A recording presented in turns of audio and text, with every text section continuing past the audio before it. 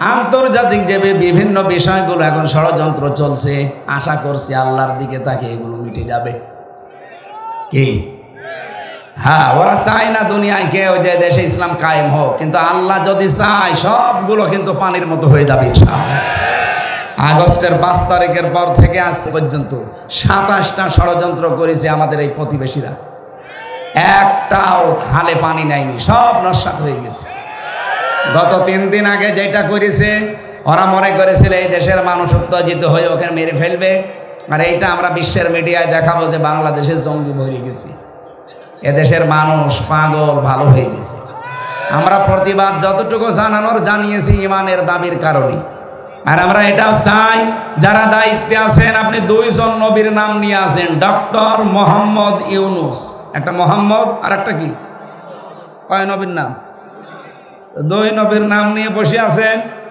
আমাদের নবীকে যদি সত্যি কেউ গালি দেয়, অসম্মান করে, শুধু আমার নবী না, যে নবীকে যদি কেউ ছোট করে, আমরা চাই তার মরণ, মৃত্যুদণ্ড তাহলে দেওয়া লাগবে। কথা বলেন না কেন? এটার পক্ষে আমরা আছি না? লিল্লাহে তাকবীর। বলেন তো, জিকিরের যে 5টা অর্থ কোরআন দিয়ে বললাম, একটাও কি হু হু আছে? কোথায় পেয়েছেন ওগুলো? আলী বাবা, শাহ আলী বাবা, কেল্লা বাবা। সুতরাং আজকে থেকে এই ভণ্ডামি জিকির আর বাংলাদেশে, বিশেষ করে আমাদের খুলনা বিভাগে চলবে না। কথা বলেন না কেন? আমার বিভাগে যদি ঠিক করতে না পারি, আমি চট্টগ্রামে গেলে বলবে আপনার ঠিক করে আগে, যে না আমি সারা বাংলাদেশের ঘর সেই বেড়াবো আর আমার ঘরেরই খেয়াল নেই, সমস্যা হবে।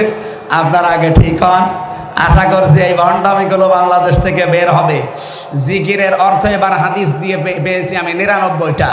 ধর্ম উপদেষ্টা ডক্টর আফামা খালিদ উনি কয়েকদিন আগে ঘোষণা দিয়েছেন, বাংলাদেশ যদি সত্যিই ভেজাল মুক্ত খাবার উপহার দিতে চান, তাহলে দেশে ইসলামপন্থী যারা আলেম যারা, তাদেরকে ব্যবসায় নামা লাগবে। এদের যদি সত্যি রাজনৈতিকভাবে আপনি দেউলিয়া করে না দিতে চান, যদি সমৃদ্ধ করতে চান, অবশ্যই আলেমদেরকে এ রাস্তায় আসা লাগবে। আর আমরা যারা আসি এই নিয়তে আসি, আমাদের আখের গোছানোর চিন্তা না। যদি চিন্তা থাকতে হয়, ওসি সাহেবের গ্রামের বাড়ি মোড়লগঞ্জ, ওখানে যিনি এমপি ছিলেন মুফতি আব্দুস সাত্তার, আমি আসার সময় স্যারের সাথে কথা বলছিলাম, এখনো পর্যন্ত তার বাড়ি মাটির বাড়ি, সে একজন এমপি।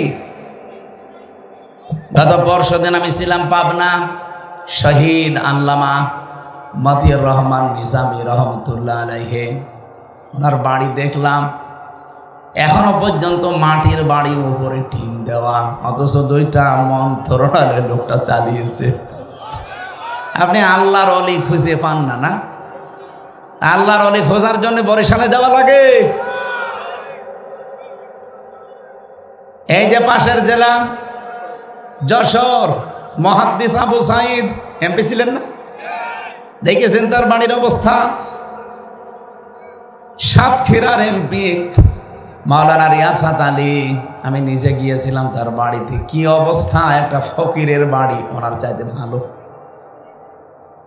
অথচ 15.5 বছর যারা চালিয়েছে, একজন এমপির নাম শুনলাম, উনি মন্ত্রী হয়েছিলেন, ভূমি মন্ত্রী, ওনার বাড়ি 620টা। আপনার আর কয়টা লাগবে বলেন তো? আমার তো মনে হচ্ছিল যদি এই 6.5 মাসে ওরা থাকতো, আমার এখনো 100টা বাড়ি ওরা বানিয়ে ফেলতো।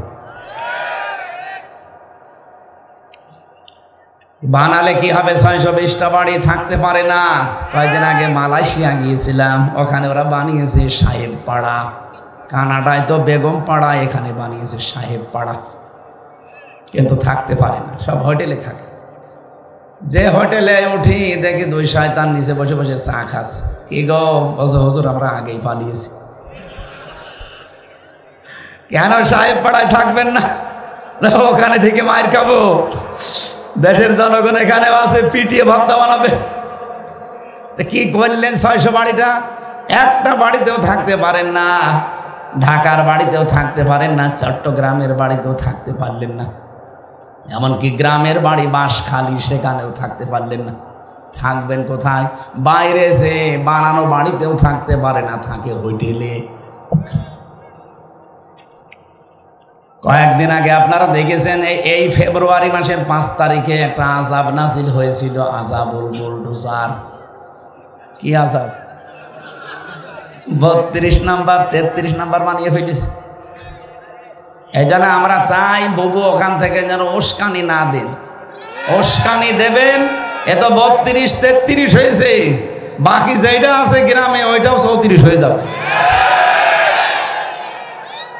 আমি চাচ্ছি না ভাঙতে, যেভাবে আছে থাক, কিন্তু আপনারা তো আযাব নাজিল করে নিচ্ছেন।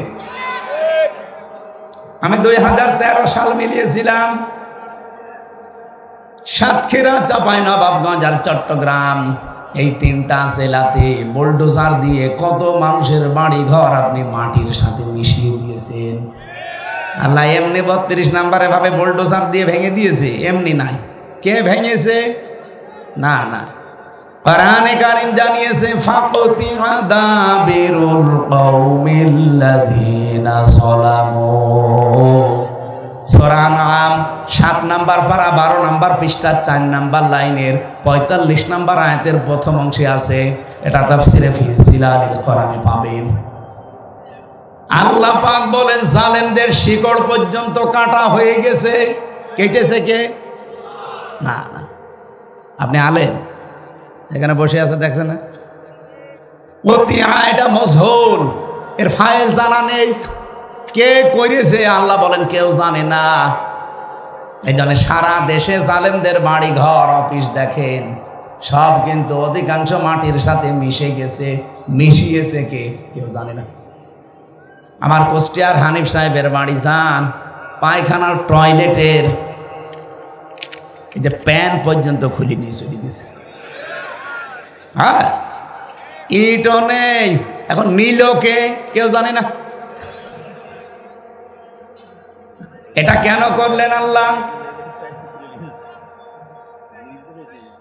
এখানে কেন করলেন আল্লাহ আমাদের জন্য শিক্ষা আছে। এর পরের আয়াতে দেখবেন, এটা সূরা নমলে পাবেন 19 নাম্বার পারা 20 নাম্বার পৃষ্ঠার 7 নাম্বার লাইনের 52 নাম্বার আয়াত। এটা আধুনিক তাফসিরে দেখবেন। আল্লাহ পাক বলেন ফাতিলকা বুয়ুতুহুম খাফিয়াতাম বিমা যালামু। এই সেই ঘরগুলো, এই সেই 32 নাম্বার, এই সেই কুষ্টিয়ার হানিফ সাহেবের বাড়ি। যদিও নাম নেই, আমার আল্লাহ মনে হচ্ছে আগস্টের 5 তারিখের আগে আয়াতটা আবার নাজিল করেছে। এই যে ফা আছে বক্তব্যের শুরুতে, ফা আরবি গ্রামার অনুযায়ী 19টা অর্থে ব্যবহার হয়। এখানে যারা গ্রামার বোঝে জিজ্ঞাসা করেন, আল্লাহ যেন তার কুদরতি আঙ্গুল এভাবে দেখাচ্ছে যে এই সেই ঘরগুলো, এই সেই ঘরগুলো। আল্লাহ 1 বছর না দিয়ে বুয়ুত বহু বছর দিয়েছেন। তার মানে বহু জালেমের বাড়ি খাওয়াতান জনশূন্য হয়ে গেছে, পরিত্যক্ত হয়ে আছে। এটা একজনের না বহুজনের? কেন এগুলো করলেন? বিমা যালামু, এদের জুলুমের কারণে। এদের জুলুমের সীমা এত বেশি পার হয়ে গেছে, আমার আল্লাহর সহ্যের বাইরে চলে গেছে। দুনিয়ায় যদি কিছু না হয়, শুধু ব্যারিস্টার আরমানকে যে কষ্টটা দিয়েছে এইটার জন্য আল্লাহর আরশ পর্যন্ত কেটে গেছে। কয়েকদিন আগে ব্যারিস্টার আরমানকে ডেকেছিল একটা টক শোতে। উপস্থাপিকা যিনি একটা মেয়ে, আরো 3 জন আছে মেহমান, প্রত্যেকেই দেখলাম অঝোর নয়নে তার কথাগুলো শুনে কাঁদতেছে যে মানুষ এত নিচে নামতে পারে, ক্ষমতার জন্য মানুষ এত কঠিন হতে পারে। ওনারা যেদিন ফেলে দিয়ে যায় দিয়াবাড়ি, ওই উত্তরা দিয়াবাড়ি মিরপুরের এলাকায়, ওই জায়গাটা পরশুদিন আমি আসার সময় দেখছিলাম। ড্রাইভার আমারে বলছে যে এই জায়গায় ফেলেছিল ওনারে। আল্লাহ বলেন বিমা যালামু, জালেমদের জুলুমের কারণে জায়গা পর্যন্ত আমি অভিশপ্ত করে দিয়েছি। এ পর্যন্ত ছিল ওদের ব্যাপার, এর পরের অংশ আল্লাহ আমাদের জন্য দিয়েছেন। ইন্না ফি যালিকা লাআয়াতাল লিকাউমিন ইয়ালামুন। আল্লাহ ইন্না দিয়েছেন প্রথমে, মাঝখানে দিয়েছেন লামে তাকিদ। শব্দগুলো কত কত কঠিন, আমরা যারা আরবি গ্রামার জানি তারা টের পাই। আল্লাহ গ্যারান্টি দিয়েছেন 1 আয়াতে 2 বার। আল্লাহ বলেন অবশ্যই এর ভেতরে শিক্ষা আছে যারা জ্ঞানী তাদের জন্য। কিন্তু আগস্টের ৫ তারিখের পর থেকে আমরা দেখছি অনেকের জ্ঞান আর কাজে লাগছে না, তারাও যেন ওই আগের মতো অন্ধ হয়ে গেছে। কোরআনে কারীম তাদের জন্য সূরা বানী ইসরাঈলের ৮ নম্বর আয়াতের মাঝের অংশে শুনিয়েছে, ওয়াইন উদ্তুম উদনা ওয়াজআলনা জাহান্নামা লিল কাফিরিনা হাসীরা। ওরা যা করেছে তোমরাও যদি ওদের মতো আচরণ করো, আমি ওদের সাথে যা করেছি তোদের সাথেও তাই করব। এই জন্য ইন্না ফি যালিকা লাআয়াতিন দিয়েছেন। আরে নাম না দিলেও অর্থ হয়ে যেত। আল্লাহ এত বেশি জোর দিয়েছেন এই শব্দটাই। আল্লাহ বলেন অবশ্যই এখানে শিক্ষা আছে জ্ঞানীদের জন্য। জালেমদের এত বড় শিকড় যদি আমি কেটে ফেলতে পারি, এখন যারা আশায় আছো যে চেয়ারে বসবো আর আঙ্গুল ফুলে কলা গাছ হয়ে যাব, 5 বছর পরে তোমার বাড়িও শ্মশান হয়ে যাবে। এই জন্য সাবধান সাধু, সাধু এই জন্য সাবধান। কথা বুঝতেছে?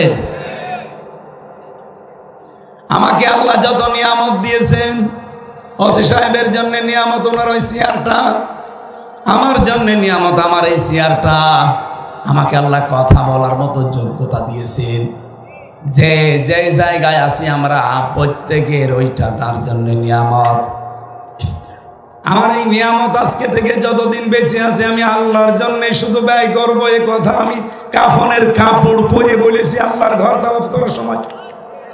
3 নম্বরে বলা হয় আল মুলকা লাকা, হে আল্লাহ আমি কিন্তু কাবা ঘর তাওয়াফ করছি, প্রদক্ষিণ করছি, আমি কিন্তু সব ছেড়ে দিয়ে তোমার পেছনে চলে এসেছি। কাবা ঘর প্রদক্ষিণ করা মানে, কাবার ঘোরা মানে কি? আমি দুনিয়ার সব ছেড়ে আমি আল্লাহর পেছনে ঘুরতেছি। এ ঘর যেহেতু আল্লাহর, আমি ঘুরছি কার পেছনে? আরো জোরে বলেন। শেষ কথা এইটাই বলে, হে আল্লাহ আমি যদি রাজ্য রাজনীতি দুনিয়ায় কিছু করেও থাকি, আজকে থেকে শুধু তোমার জন্য করব। অল মুলকা লাকা, অল মুলকা লাকা, তোমার জন্য করব আমি রাজনীতি। এতটুকু আল্লাহ বলেন, শেষ হয়নি। বিদায় তাওয়াফ করার সময় যে অধ্যাপক সাহেব যারা হাজির, শেষ কথা আল্লাহকে এটা শোনানো লাগে, আল্লাহ লা শারীকা লাকা লাব্বাইক, আমি চলে যাচ্ছি আল্লাহ, আমার নামটা তুমি লিখে রেখো, আমি কিন্তু মুশরিক না। আমি আজকে থেকে তোমার গ্যারান্টি দিয়ে গেলাম কোনোদিন আর শিরিক করব না। বাংলাদেশে যত হাসি রাজনীতি করে, সরকারি দলে বিরোধী দলে নিরপেক্ষ যারা আছে, বলেন তো এই 3টা কথা যদি মেনে চলতো, এদেশে আর কারো লাগতো না ইসলাম কায়েমে, হাজিরায় যথেষ্ট। বলেন করছে হাজিরায় কাজগুলো, একটা কথাও ঠিক রাখে না। ওখানে বলে ইন্নাল হামদা, প্রশংসা সব তোমার জন্য। এসে প্রশংসা করা মরা মানুষের। আরে ভাই, মানুষ তো মরেই গেছে, তার প্রশংসা করে করবেন কি? ওই প্রশংসা যদি তার না করে ওই মরা মানুষের মালিক যিনি, ওনার করতেন, আপনার অন্তর প্রশান্ত হয়ে যেত। কোরআনে কারীম জানিয়েছে আল্লাযীনা আমানু, যে মানুষগুলো ঈমান আনে, তাতমাইন্নু কুলুবুহুম বিযিকিরিল্লাহ, আলা বিযিকিরিল্লাহি তাতমাইন্নুল কুলুব। এই পৃথিবীতে ঈমানদারেরা যদি প্রশান্তি পেতে চায়, আমি আল্লাহ বলছি, আমি আল্লাহর নামে তাদের অন্তর ঠান্ডা হবে। আজকে থেকে আমলটা একটু মন মতো করেন। পৃথিবীতে যদি সত্যি আপনি প্রশান্তি পেতে চান, আল্লাহর নামের বাইরে আর কারো নাম নেই। আপনি বাবার নামে জীবনও শান্তি পাবেন না, মায়ের নামে শান্তি পাবেন না, নেতার নামে শান্তি পাবেন না। ঝিনাইদহবাসী আমরা যদি সত্যি আয়াত থেকে কিছু নিতে পারতাম, বাংলাদেশে বহু বেদাত বন্ধ হয়ে যেত, বহু শিরিক বন্ধ হয়ে যেত। কত মানুষ আল্লাহর নামের পরিবর্তে ডাকে শালি বাবা, কেল্লা বাবা, ফতে বাবা, ন্যাংটা বাবা, খাজা বাবা, ডাকে না? বলেন বলেন। এখানে অনেক আলেম আছে। পৃথিবীতে 3টা অপরাধের শাস্তি আল্লাহ ডবল ঘোষণা দিয়েছেন। পৃথিবীর অন্য কোনো অপরাধের শাস্তি ডবল হবে না, কিন্তু এই 3টা অপরাধ যারা জড়িত থাকবে তাদের শাস্তি হবে ডবল। এক নম্বরে والذين لا يدعون مع الله إلها آخر, যারা আল্লাহ বাদে অন্য কাউকে ডাকে, আল্লাহকে ডাকে না তা না, ডাকে পাশাপাশি যারা অন্য কাউকে আল্লাহর সাথে জুড়ে দেয় তাদের শাস্তি হবে কয়টা? দুইটা। বলেন বলেন। আল্লাহ আমাদেরকে হেফাজত করুন আজকে থেকে আল্লাহ বাদে দুনিয়ায় আর কারো নামে জিকির, কারো নামে ডাকাডাকি। বলেন বলেন। আমাদের খুলনা বিভাগ তো অন্তত এখনো আছে ভালো, এগুলো বেশি চলে চট্টগ্রাম আর সিলেটে। কি জিকির আল্লাহর নামে করে, উল্টা পাল্টা সব বানানো। আর আল্লাহর ওলি যত সব ওই এলাকায় ঘরে ঘরে ওরা ওলি, মহিলারাও নাকি পীর, পীর মা। এই জন্য আমি আজকের সভাপতি আলহাজ সিরাজুল ইসলাম, ওনাকে দিয়ে যে কথাগুলো বললাম, সারা পৃথিবীর হাজিদেরকে আল্লাহ যেন এটা মেনে চলার তৌফিক দেন, বলেন আমিন। মাহফিলের প্রধান অতিথি প্রাক্তন বিভাগীয় প্রধান ইংরেজি বিভাগ, জীবননগর ডিগ্রি কলেজ চুয়াডাঙ্গা, অধ্যাপক মতিউর রহমান, আপনাদের এলাকার সন্তান। আতাল্লাহু আমরাহু ওয়া বারাকাল্লাহু ফি হায়াতি, বলেন আমিন। আলোচনা রেখেছেন এখানে মাওলানা হাবিবুর রহমান, প্রভাষক আব্দুর রউফ ডিগ্রি কলেজ ডাকবাংলা ঝিনাইদহ। আলোচনা রাখলেন আপনাদের এখানে সাবেক উপজেলা চেয়ারম্যান কোটসাদপুর ঝিনাইদহ, বিশিষ্ট ইসলামী চিন্তাবিদ মাওলানা তাজুল ইসলাম, শ্রদ্ধাভাজন বড় ভাই দামাত বারকাতুহুমুল আলিয়া, বলেন আমিন। আলোচনা রেখেছেন অধ্যাপক আব্দুর রাজ্জাক, সাবেক চেয়ারম্যান আলমগীর ইউনিয়ন পরিষদ, মাওলানা শরীফুর রহমান খান, সাবেক চেয়ারম্যান, সম্মানিত সঞ্চালক মাওলানা আমিরুল ইসলাম, খতিব তালসার জামে মসজিদ। আয়োজনে যারা আছেন, বিশেষ করে ওয়াদা ফাউন্ডেশনের জন্য দোয়া করছি। সার্বিক তত্ত্বাবধানে আছেন আলহাজ মিজানুর রহমান। সামনে বসা মুসলমান ভাইরা, পর্দার আড়ালের সম্মানিতা মা এবং বোনেরা, প্রশাসনের ভাইরা, বিশেষ করে আমাদের থানার ওসি অফিসার ইনচার্জ এসেছে আজকে, স্যারের হায়াতে তাজ্জিবা সিহাতে কুল্লিয়া কামনা করছি আমিন। বাংলাদেশের প্রশাসনের উপরে এখনো পর্যন্ত মানুষের খারাপ ধারণা যায়নি, এটা আস্তে আস্তে কাটা দরকার। 15.5 বছর ওনারা লাঠিয়াল বাহিনী হিসাবে ব্যবহার হয়েছিল অনেকেই, এই তাদের কারণে পুরা বিভাগটা এখন কালার হয়ে আছে জাতির কাছে। ওনাদের যে ডিউটি, আমি তো নিজে দেখেছি, 8 ঘন্টা 10 ঘন্টা না, 24 ঘন্টা 24 ঘন্টায় ডিউটি। নবীজি জানিয়েছেন 2টা চোখ আল্লাহ জাহান্নামে দেবে না, একটা যারা রাতের বেলা আল্লাহর ভয়ে কান্নাকাটি করে, 2 নম্বরে যারা জনগণকে পাহারা দেওয়ার জন্য রাত জেগে থাকে। ওনাদের ভেতরে যেহেতু দ্বিতীয়টা আছে, ওনাদের পুরা দায়িত্ব যেন আল্লাহ ইবাদত হিসাবে মঞ্জুর করেন। প্রশাসনে যারা আছেন, সে বিডিআর হোক, আর্মি হোক, পুলিশ হোক, যারা প্রশাসনে আছেন, এ চাকরিটা শুধু চাকরি না, এটা একটা ইবাদত, আর এটা সর্বোত্তম ইবাদত। কি কথা বলেন না কেন? কুনতুম খায়রা উম্মাতিন উখরিজাত লিন-নাস, আল্লাহ বলেন আমি তোমাদেরকে উত্তম জাতি বানিয়েছে। তোমাদের উত্তম হওয়ার কারণ কি? তোমরা মানুষের উপকার করবে। মানুষের উপকার সবচাইতে বেশি করার জায়গা প্রশাসন থেকে, কারণ ওদের জান মাল ইজ্জত আবরু হেফাজতের দায়িত্ব সরকার দিয়ে দেয়। আল্লাহ রাব্বুল আলামিন এই বাহিনীটার উপরে আগের যে অবস্থা ছিল ওই অবস্থায় যেন ফিরে যায়, এবং যারা দায়িত্বে আছেন আগামীতে আমার মনে হয় প্রশাসনে, বিশেষ করে পুলিশ প্রশাসনে যারা আছে, তাদের বিভাগটা আলাদা করে দেওয়া দরকার। ওদের আইজির কথা মতো চলবে তারা, কোনো নেতা খেতার কথা মতো চলতে গেলে আবার অবিচার শুরু হবে। এটা আমরা চাই সামনে যারা দায়িত্বে আসবে ওরা যেন আলাদা করে দেয় ওদের।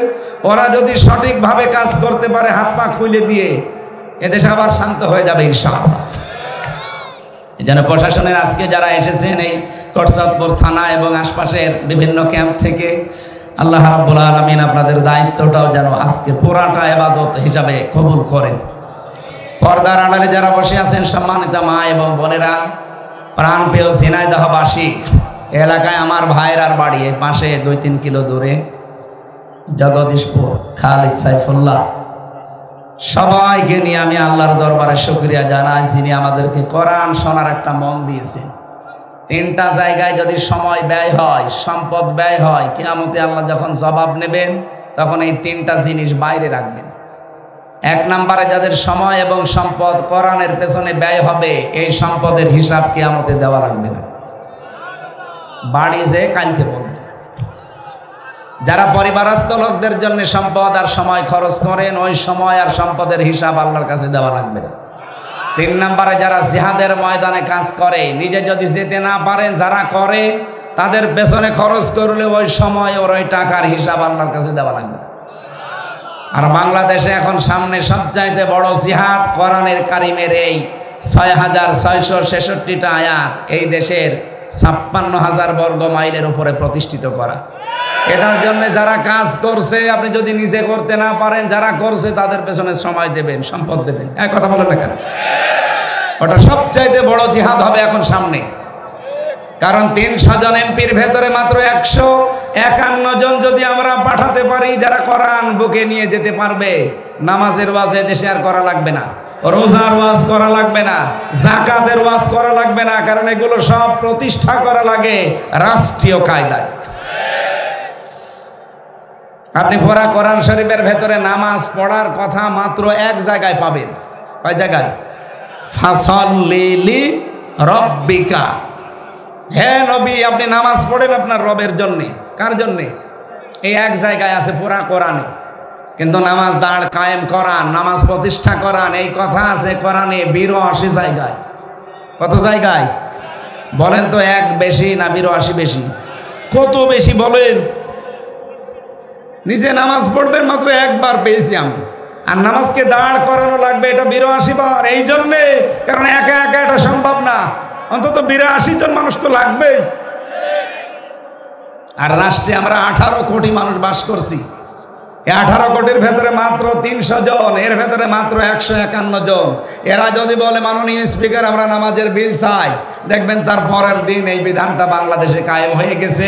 আপনার আর ওয়াজ করা লাগবে না, ভাই সলিমদ্দি চলো নামাজ পড়তে যায়। না, ও নামাজ পড়তে বাধ্য হবে, ওর বাপ পর্যন্ত।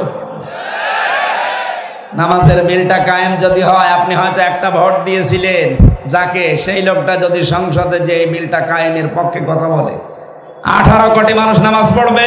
আপনি একটা ভোট দেওয়ার কারণে ১৮ কোটি মানুষের নামাজের সওয়াব পাবেন। এইটা অনেকে বুঝে ফেলেছে, এই জন্য বলে হুজুর এটা রাজনীতি। এটা রাজনীতি হয় কি করে? এই কথাটা রাজনীতি হয় কি করে? আমি এক ওয়াক্ত নামাজ পড়ি, ১৮ কোটি মানুষের নামাজের সওয়াব পাবো, এটা রাজনীতি হয় কি করে? এটা তো সাদগায়ে জারিয়া। বলেন, আমাদের দেশে আমরা গোনায়ে জারিয়া বুঝি না, অনেকে সাদগায়ে জারিয়াও বুঝি না। আমি একটা সিনেমা তৈরি করলাম, এর ভেতরে অশ্লীল দৃশ্য যা থাকবে, যত মানুষ দুনিয়ায় দেখবে, এরপরে আবার কপি হবে, আবার দেখবে, এরপরে আবার কপি হবে, আবার দেখবে। এটা যদি কিয়ামত পর্যন্ত চলতে থাকে, আপনি কিয়ামত পর্যন্ত কবরে গোনায়ে জারিয়া পেতেই থাকবে। এগুলো সব ফ্ল্যাক্সি লোড হয়ে আর বিকাশ হয়ে যাবে। এখন যদি বলেন হুজুর আমার বিকাশ নাম্বার খোলা নেই, এমনি খুলে যাও। ও পাসপোর্ট সাইজের ছবিও লাগবে না, ও ভোটার আইডি কার্ডও লাগবে না, এমনি বিকাশ খুলে যাবে, আর খালি বসে বসে পাবে। ওই সিনেমায় যত কিছু হয়েছে, যত মানুষের চরিত্র ধ্বংস হয়েছে, মানুষের পরিবার নষ্ট হয়েছে, আপনি কবরে বসে বসে কিয়ামত পর্যন্ত এই গোনায়ে জারিয়া পেতেই থাকবেন। এটাকে আমি বানালাম? বলেন বলেন। সূরা নিসা ৫ নাম্বার পারার ১০ নাম্বার পৃষ্ঠা ১১ নাম্বার লাইনের, এটা ৮৫ নাম্বার আছে, আয়াতে আছে মাইয়াশফা শাফাআতান হাসানাতান ইয়াকুল্লাহু নাসীবুম মিনহা ওয়া মাইয়াশফা শাফাআতান সাজ্জিয়াতান ইয়াকুল্লাহু কিফলুম মিনহা ওয়া কানাল্লাহু আলা কুল্লি শাইইন মুকিতা। বলেন আল্লাহু আকবার। আরো অ্যাক্টিভ ভাবে শুনবেন, আর শিক্ষাগুলো এখান থেকে জীবনে বাস্তবায়নের সিদ্ধান্ত নেবেন। আল্লাহ পাক বলেন, কোনো মানুষ যদি একটা ভালো কাজ করে, ওই ভালো কাজে কেউ যদি সহযোগিতা করে, ও লোকটা ভালো কাজ করে যা পাবে, আপনি শুধু নাড়াচাড়া দিয়ে সেই সওয়াব পাবেন। সিস্টেম অপর পৃষ্ঠায় দেখুন, কোন মানুষ যদি অন্যায় কোনো কাজ করে, এই অন্যায় কাজ করে লোকটা যে অপরাধী, আপনি শুধু সাহায্য করে একই অপরাধী। বলেন এইটা রাজনীতি মনে করে আপনি চলে যান কোন কারণে? আমরা তো চাই এদেশে কোরআনে কারিমের বিধানটা কায়েম করতে, এটা আপনার কাছে রাজনীতি মনে হয়ে যায়। আর আপনি যেটা করছেন ওটা তো পুরাই দুর্নীতি। এটা পুরা দুর্নীতি না? আগামী থেকে এই দুর্নীতি এদেশে আর হবে না। আন্তর্জাতিক যে বিভিন্ন বিষয়গুলো এখন ষড়যন্ত্র চলছে, আশা করছি আল্লাহর দিকে তাকে এগুলো মিটে যাবে। কি? হ্যাঁ, ওরা চায় না দুনিয়ায় কেউ যে দেশে ইসলাম কায়েম হোক, কিন্তু আল্লাহ যদি চায় সবগুলো কিন্তু পানির মতো হয়ে যাবে ইনশাআল্লাহ। আগস্টের 5 তারিখের পর থেকে আজ পর্যন্ত 27টা ষড়যন্ত্র করেছে আমাদের এই প্রতিবেশীরা, একটাও হালে পানি নেয়নি, সব নস্যাৎ হয়ে গেছে। গত 3 দিন আগে যেটা করেছে, ওরা মনে করেছিল এই দেশের মানুষ উত্তেজিত হয়ে ওকে মেরে ফেলবে, আর এইটা আমরা বিশ্বের মিডিয়ায় দেখাবো যে বাংলাদেশে জঙ্গি ভরে গেছে, এদেশের মানুষ পাগল ভালো হয়ে গেছে। আমরা প্রতিবাদ যতটুকু জানানোর জানিয়েছি ইমানের দাবির কারণে। আর আমরা এটাও চাই যারা দায়িত্বে আছেন, আপনি 2 জন নবীর নাম নিয়ে আসেন, ডক্টর মোহাম্মদ ইউনুস, একটা মোহাম্মদ আর একটা কি, কয় নবীর নাম? 2 নবীর নাম নিয়ে বসে আছেন। আমাদের নবীকে যদি সত্যি কেউ গালি দেয়, অসম্মান করে, শুধু আমার নবী না, যে নবীকে যদি কেউ ছোট করে, আমরা চাই তার মরণ, মৃত্যুদণ্ড তাহলে দেওয়া লাগবে। কথা বলেন না কেন? এটার পক্ষে আমরা আছি না? লিল্লাহে তাকবীর। দেখেন তো হাত তোলেনি কে? ঠিক আছে, আলহামদুলিল্লাহ। আরে ভাই, এটা তো ভিডিও হচ্ছে, এখানে ফেরেশতারাও করছে। কিয়ামতে যদি কিছু আপনার ভালো না লাগে, আল্লাহ অন্তত আল্লাহ যেন এটা দেখায় যে আমি নবীর সম্মানের পক্ষে ছিলাম। হযরতে ওমর এটা বলছে আমি শিক্ষার জন্য, এদিকে তাকান, তার ছেলেটাকে মাদ্রাসায় দিয়ে আসলেন। খলিফাতুল মুসলিমিন, তিনি দেশের প্রেসিডেন্ট। ওই জামানায় যিনি প্রধান বিচারপতি ছিলেন, তার সন্তানও একই মাদ্রাসায় দিয়েছেন। হযরতে আলীর সন্তান হুসাইন, এরকম টেবিলের ওপরে ক্লাস, খালি বই কলম ফেলে দেয় আর বলে তুলে দাও। 1 বার 2 বার 3 বার তুলে দিলেন। 3 বার তুলে দেওয়ার পর উনি রেগে গেছেন, কারণ প্রেসিডেন্টের ছেলেটা আলাদা গরম থাকে। ডাক দিয়ে বলে, হোসাইন বারবার কলম ফেলে দাও, আমারে তুলতে বলো, আমি কি তোমার চাকর নাকি? ইমাম হোসাইন বলেই ফেলেছেন যে আপনি আমার চাকর না, আপনি চাকরের বাচ্চা, চাকর। গেছে রেগে যে কি বললেন, আমার বাবাকেও গালি দিলেন। আপনার বাবাকে জিজ্ঞাসা করেন গিয়ে। বাড়িতে গিয়ে বলছে, আব্বা আমি আর মাদ্রাসায় যাব না, আমারে ছোট করেনি, বন্ধুদের সামনে তোমারেও গালি দিয়ে ছোট করেছে, আমরা নাকি খাদেমের বাচ্চা, চাকরের বাচ্চা। হযরতে ওমর কিন্তু বিচক্ষণ মানুষ, কথা শোনার পরেই বুঝে ফেলেছেন। ডাক দিয়ে বলে, বিচার করব কিন্তু জমার দিন। খুতবা দিচ্ছিলেন তিনি, যেহেতু খতিব, হঠাৎ আলোচনা বন্ধ করে দিলেন। ডাক দিয়ে বলেন, হুসাইন আসো এখানে? বলে, হ্যাঁ, এদিকে আসো। তুমি আমার ছেলেকে ভরা মজলিসে ক্লাসে গালি দিয়েছো চাকরের বাচ্চা, চাকর বলে, গোলামের বাচ্চা, গোলাম বলে। হ্যাঁ দিয়েছি। কেন দিলে? ইমাম হোসাইন ডাক দিয়ে বলে, খলিফা বুকে হাত দিয়ে বলেন তো, আপনি কি আমার নানার খাদেম ছিলেন না? হযরত ওমরের কথা বন্ধ হয়ে গেছে। উনি বলে, আমি তো এভাবে কোনোদিন চিন্তা করি নাই। তুমি যে কথাটা বললে এটা কি লিখে দিতে পারবা? কাগজ নিয়ে আসেন। খেজুরের পাতা নিয়ে এসেছে, উনি লিখে দিলেন, ও মার আমার নানার খাদেম ছিল, আমি দেখেছি, আমার নানার খেদমত করছে। খাদেমকে আমি খাদেম বলবো না, কি বলবো? এতে হোসাইন ইবনে আলী লিখে দিলাম। হযরতে ওমর কাগজটা হাতে নিয়ে চমা খেলেন। ডাক দিয়ে বলে, নবীর সাহাবীরা, বিচার হয়ে গেছে। ছোট মানুষ আব্দুল্লাহ তো বোঝে না, বলে, বাবা তুমি তো বিচারই শুরু করলে না, হয়ে গেল কি করে? হযরত ওমর বলে, সন্তান, যে বিচার করেছি দুনিয়া না আখিরাতেও কাজে লাগবে। আমি যখন মারা যাব, এই কাগজটা আমার কাফনের ভেতরে দিয়ে দিও। কিয়ামতের ময়দানে আল্লাহ পাক যদি আমার জীবনের কিছুই পছন্দ না করে, এই কাগজটা অন্তত তুলে দেখাবো। রব্বুল আলামিন, আমার জীবনের কিছু যদি তোমার ভালো না লাগে, কাগজটার দিকে তাকাও। তোমার নবীর নাতি লিখে দিয়েছে আমি নবীর খাদেম ছিলাম। এই ওসিলাই হলেও তুমি আজকে আমারে মাফ করে দাও। আকাশের তারকা দেখতে পান, জীবনে কেউ যদি গণনা করেন একদিন হয়তো শেষ করে ফেলতে পারবেন, কিন্তু হযরত ওমর মুসলমান হয়ে যত নেকির কাজ করেছিলেন কোনোদিন শেষ হবে না। এত নেকি আঞ্জাম দিয়েছিলেন তিনি যে রাস্তা দিয়ে যেতেন শয়তান পর্যন্ত 40 দিন যেতে ভয় পেত। এত মর্যাদা যেই মানুষটার, হযরত ওমরের একক সিদ্ধান্তের উপরে কোরআনের 13টা আয়াত আমার আল্লাহ তার মন মতো করে নাজিল করেছেন। অন্য কারো নামে এত আয়াত নাজিল হয়নি।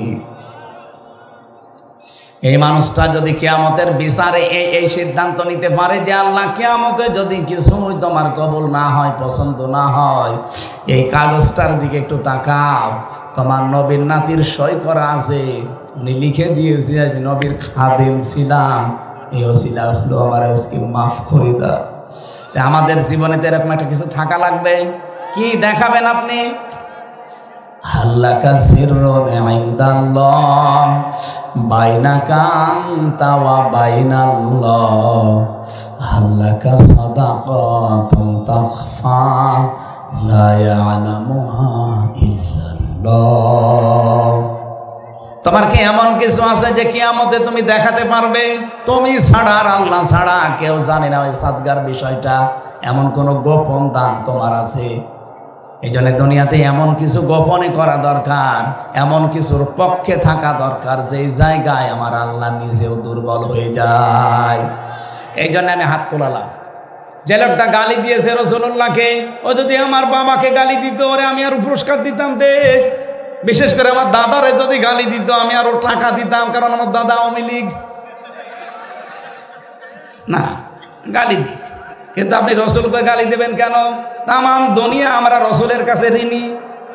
এক কথা বলে না, উনি যা দিয়ে গেছে তামাম দুনিয়ার মানুষ আমরা তার কাছে ঋণী। আর আপনি গালি দেন মানবতার এই মহান বন্ধুকে, আপনি তো মানবতার শত্রু। এক কথা বলেন না কেন? আর মানবতার শত্রু আপনি। এই জন্য আমরা আহ্বান জানাই ডক্টর মোহাম্মদ ইউনূসের কাছে, যারা এই দেশে এরকম কিছু করবে আইন পাশ করে দেন, আমরা সরাসরি তার ফাঁসি চাই।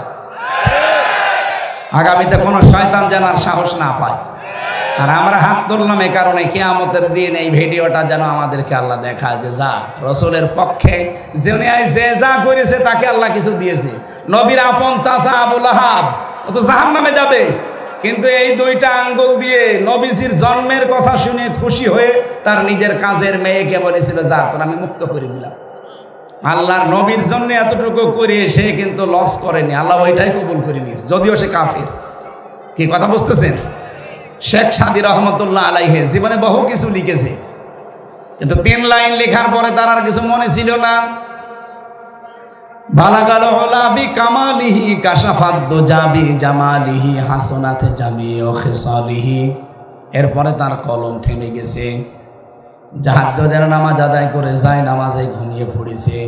গভীর রজনীতে নবীজি এসে বলে সাদী কি চিন্তা করো?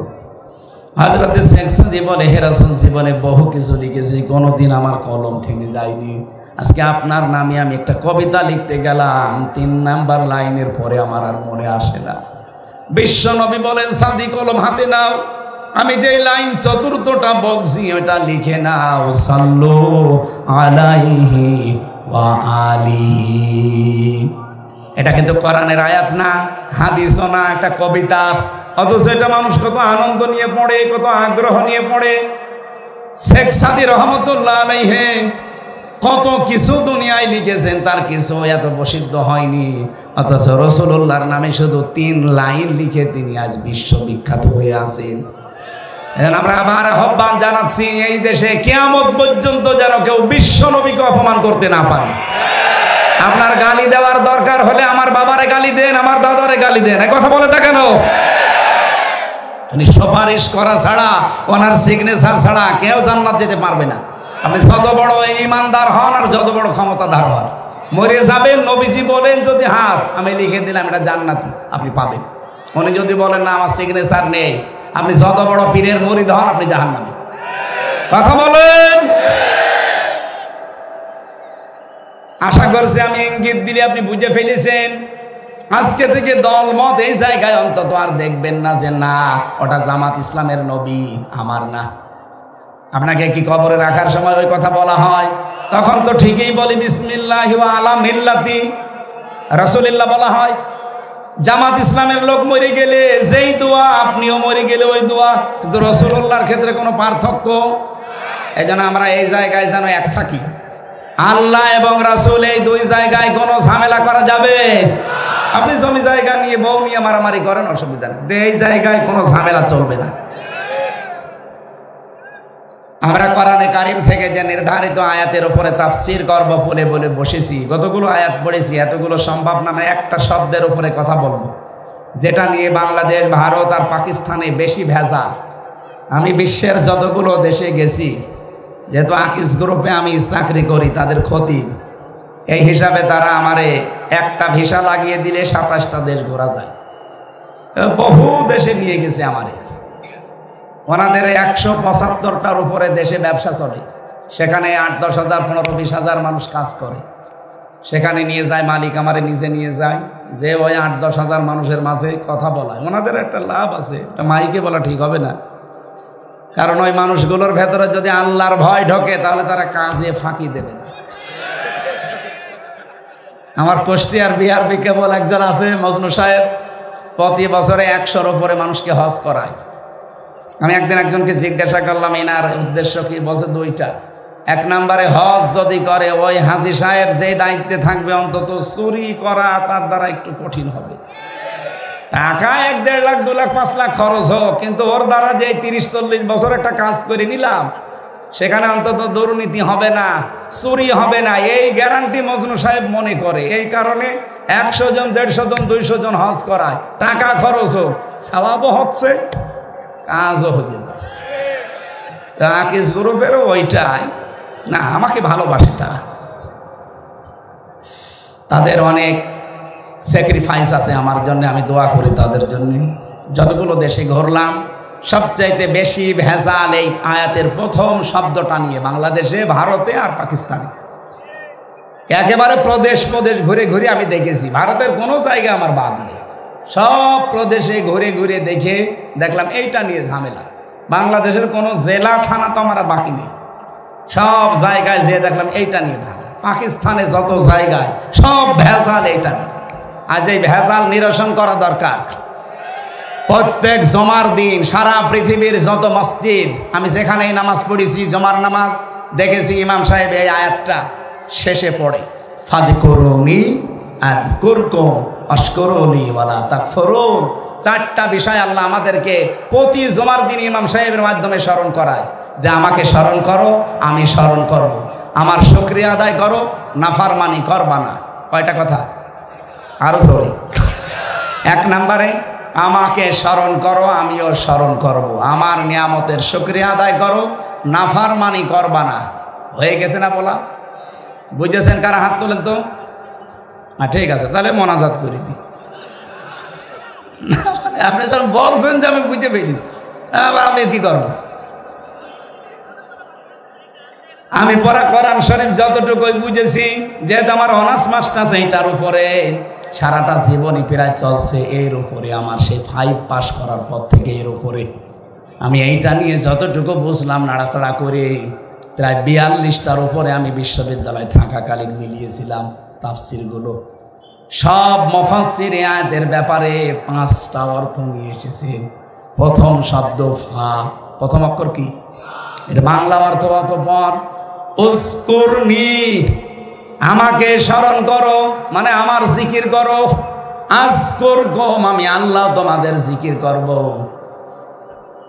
আমি 2010 সালে যখন প্রথম গ্রেপ্তার হয়ে জেলে গেলাম, ওই সময় যে ওসি সাহেব আমার নিয়ে গিয়েছিল, মানে গোপালগঞ্জে বাড়ি, টঙ্গি পাড়ায়, আল্লাহর ওলি, উনি আমারে বলছে, হুজুর আমি আপনারা ছেড়ে দিচ্ছি, কিন্তু একটা দায়িত্ব পালন করবেন, প্রতি জমার দিন এসে আমারে আপনি যেভাবে কোরআন পড়েন ওইভাবে শিখিয়ে, যেভাবে শিখতে হলে আরবি গ্রামার জানা লাগবে।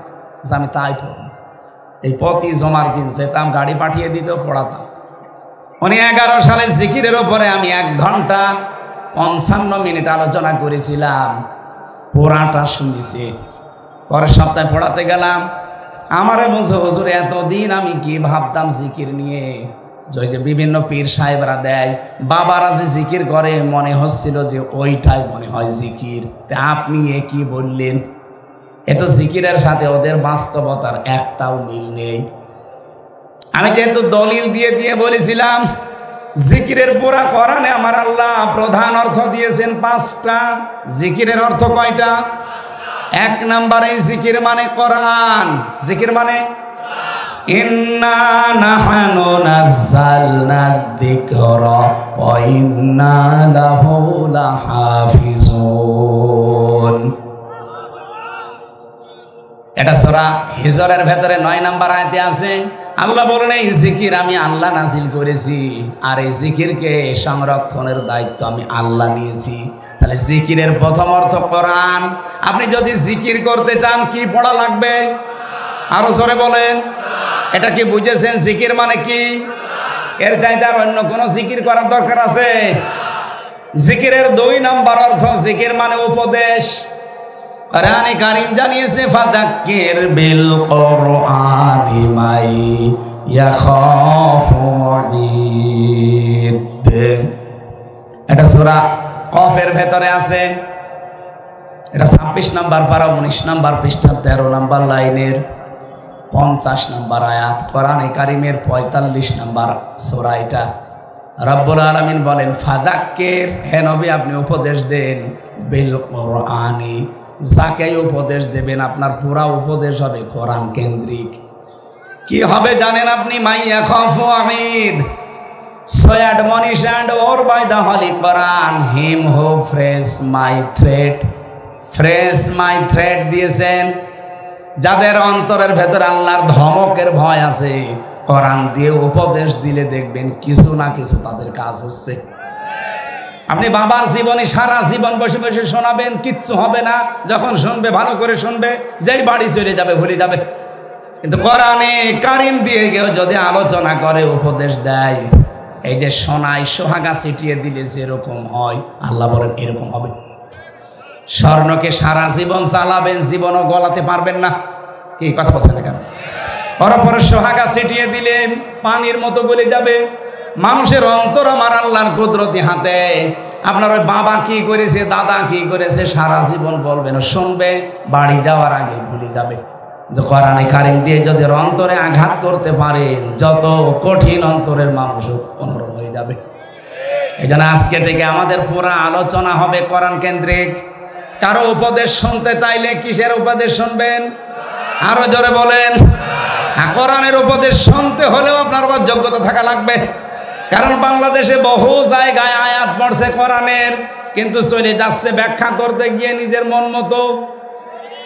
এই যে আমার তাহেরি ভাই যেটা করে, বলেন তো, তাফসির মাহফিলে, ওয়াজ মাহফিলে আজিমুস শান বিশাল কিছু লিখে উনি আয়াতও পড়ে।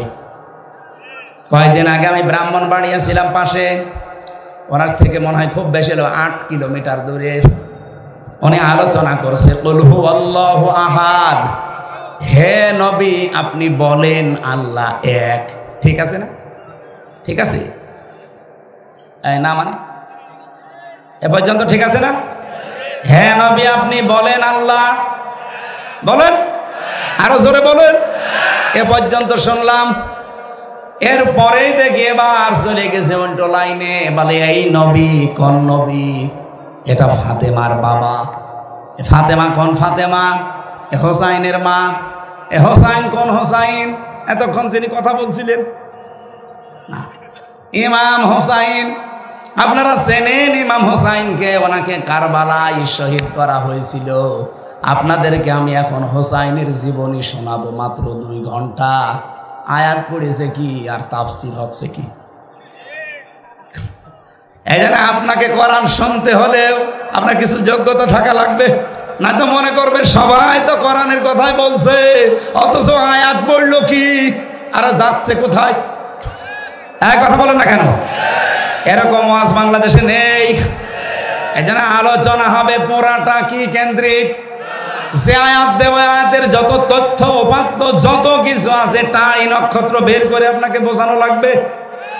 ঝিনাইদহ আলেমদের শহর, যারা বাংলাদেশের বিভিন্ন জায়গা থেকে জেলায় আসবেন, বলবেন কোরআন শরীফ হাতে নেন, এক একটা শব্দের 8টা 10টা 15 20টা অর্থ বের করেন, তাফসিরের নাম বলে বলে আমাদেরকে শোনান।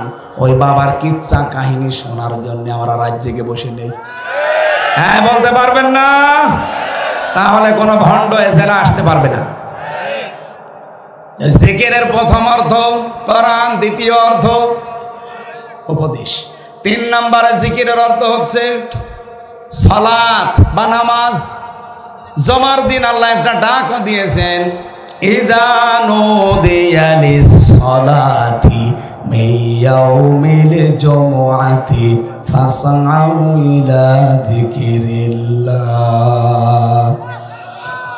রব্বুল আলামিন এটা সূরা জুমার ভেতরে দিয়েছেন, যখন নামাজের আযান দেওয়া হয় সব কাজ কাম বাদ দিয়ে আল্লাহর জিকিরে দৌড়াও। এখানে জিকির মানে নামাজ। জিকির মানে আরো জোরে বলেন। জিকিরের 4 নম্বর অর্থ জিকির মানে আল্লাহর আইন। এটা সূরা তাহার 124 নম্বর আয়াতে পাবেন, আমান আ'রাদা আন যিকরি ফাইন্না লাহু মাঈশাতান দানকা ওয়া নাহশুরুহু ইয়াওমাল কিয়ামাতি আ'মা। যে ব্যক্তি আল্লাহর আইন থেকে, আল্লাহর বিধান থেকে মুখ ফিরিয়ে নেয়, এখানে জিকির মানে আল্লাহর আইন। আল্লাহ বলেন তার জীবন আমি সংকীর্ণ করে দেই, ওর আয় উন্নতিতে কোনো বরকত থাকে না। চর্ম চোখে দেখতে মনে হবে আমার সম্পদের পাহাড় তৈরি হচ্ছে, আসবে একদিক থেকে চলে যাবে 5 দিক থেকে। এজন্য আল্লাহর আইন বাদ দিয়ে, আল্লাহর বিধান বাদ দিয়ে সম্পদ আদি কামাই করতে যেন না, ওটা আপনি ধরে রাখতে পারবেন না। কত মানুষ এখানে আছে বোনের জমি, ভাইয়ের জমি, চাচার জমি, ফুফুর জমি ফাঁকি দিয়ে জাল দলিল করে নিজের নামে লিখে নেয়। আর ওই মামলা যখন ইনাদের কাছে যায় তখন ওনারা হায় হতাশ করে হচ্ছে কি, তখন উনি যেটা অপরাধী তারা ধরে ছেলে নিয়ে গেলে গালি দেয় ওনারে, ওসি ভালো না, ওসি তো ভালো না, তা আপনি ভালো, আপনি যে বাবার সম্পত্তি আপনার যে ভাইকে না দিয়ে জাল দলিল করে লিখে নিলেন। কত হাজি আছে হজে যাওয়ার আগে নিজের জমি জায়গাগুলো সব ছেলের নামে দিয়ে দেয়, আর মেয়েকে বলে মা তোর জন্য দোয়া করে দিলাম। এটা একটা নির্ভেজাল শয়তান। ওর হজ কবুল হওয়া দূরের কথা, সিদ্ধার বিমানবন্দরও আসবে না। তুই দোয়া তো করবি ওর নামে, ওকে ফাঁকি দিলি কেন? আগে ওর জমি ফেরত দে। এক কথা বলেন এখানে, আপনি কি ফাঁকি দিয়েছেন? না, অনেক হাসি এরকম করে। তো আমার সাথে 16 সালে যারা ছিল অধিকাংশগুলো ছেলের নামে সব লিখে দেয়, আর বলছে মার জন্য আমি আসার সময় মেয়ের জন্য দোয়া করার কথা বলেছি, এই জন্য দোয়া করছি। আপনার জীবনেও দোয়া কবুল হবে না, আগে ওর শরিক ফেরত দেন। কারণ যারা শরিক ফাঁকি দেন, নিজের বোনকে, নিজের ভাইকে, চাচাকে, ফুফুকে, আল্লাহর কসম 2টা ক্ষতি হবেই হবে আপনার। 1 নম্বরে যখন শরিক ফাঁকি দিয়েছেন ওই দিন থেকে যতদিন ইবাদত করবেন কোনো ইবাদত আপনার মাথার উপরে উঠবে না। 2 নম্বরে এই যে শরিক ফাঁকি দিয়ে যেগুলো তৈরি করে গেলে যে সম্পদ অবৈধ, এই সম্পদ আপনাকে আল্লাহ ভোগ করতে দেবে না। এগুলো ভোগ করার আগে আপনি পটল তুলবেন, মরে যাবেন। ওই সম্পদগুলো তখন আপনার স্ত্রী, আপনার ছেলে মেয়ে আরো অবৈধ কাজে ব্যয় করবে, সব ফিলাক্সি লোড হয়ে আপনার কবরে যাবে। এইরকম পাগলামি কেউ করবেন? এখানে যারা শরীর ফাঁকি দিয়েছেন হাত তোলেন তো। এই এলাকায় এত শান্ত, ওসি থাকা দরকার কি? বাড়ি চলে যাক, এলাকা তো একেবারে শান্ত হয়ে আছে আলহামদুলিল্লাহ।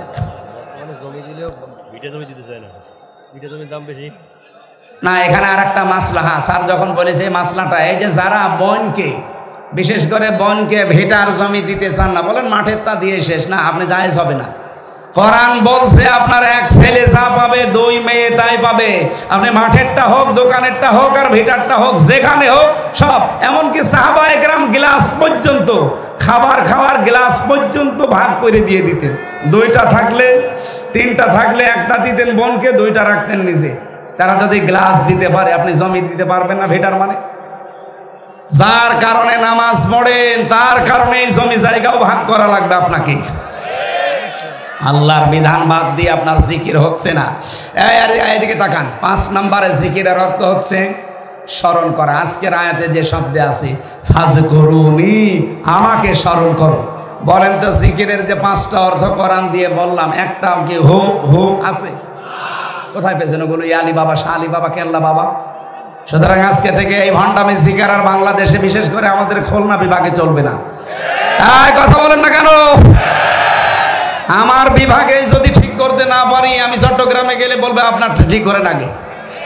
যেন আমি সারা বাংলাদেশের ঘর সেই বেড়াবো আর আমার ঘরেরই খেয়াল নেই, সমস্যা হবে। আপনার আগে ঠিক হন। আশা করছি এই ভণ্ডামিগুলো বাংলাদেশ থেকে বের হবে। জিকিরের অর্থ এবার হাদিস দিয়ে পেয়েছি আমি 99টা। কয়টা? আপনারা মনে হয় বিরক্ত হয়ে যাচ্ছেন। এখান থেকে আরেকটা অনুষ্ঠান আছে, ওই যে ঝিনাইদা ডাক বাংলা কলেজ ময়দানে, ওখানে 9টায়। এখন তো বাসে 8:40 আর 20 মিনিট আছে আমার মনে হয়। এখন এই আয়াত শেষ করতে গেলে এখন 1-1.5 ঘন্টা লাগবে। এই মাহফিলটা তো জোর করে আপনারা নিয়েছেন, খালি ওই ভাইরা ভাই দোহাই দিয়ে। আগামীতে একটা করে নেবেন মাহফিল, আর আমার শরীরও পারছে না। ওখানে যেও যদি এখন 1 ঘন্টা 10 মিনিট হয়ে গেল, ওখানে যে যদি 1 ঘন্টা বলা লাগে। দিনের বেলা একটা ছিল, আমি আর পারছি না ভাই, আমি মাপ চেয়ে শেষ করে দিচ্ছি, ক্ষমা করে দিয়ে আল্লাহুম্মা আমিন।